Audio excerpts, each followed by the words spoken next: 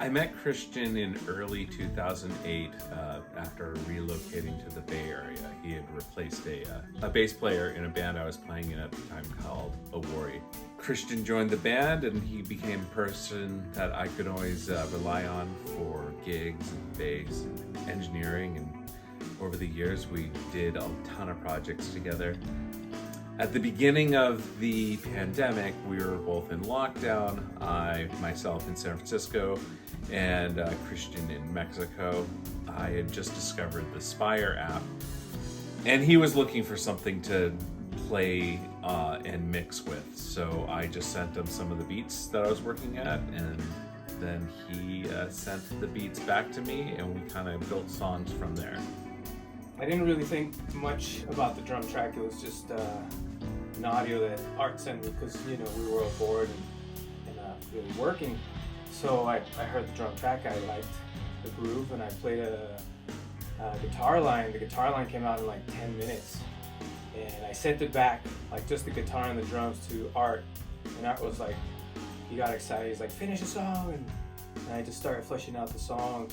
And before you know it, it didn't take me long to have essentially the instrumental parts for Pearl.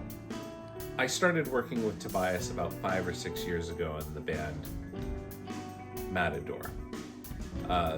After that project had ended, we had always kicked around ideas of working with each other. Along comes a pandemic. Christian and I are sharing files back and forth. And I knew Toby was itching to put his voice to something. And I knew he would have a blast just singing wherever he could find the space to do so, which Spire allowed us to do. When I got this track, I was curious. I hadn't heard from Art for a long time. And I just love Art. I love Art's work. So I was like, okay, this could be something cool. When I listened to the track, it immediately hit all my little spots. It got all the juicy bits in me. The darkness, the sadness, the sweetness, the groove, the chorus, and it was short.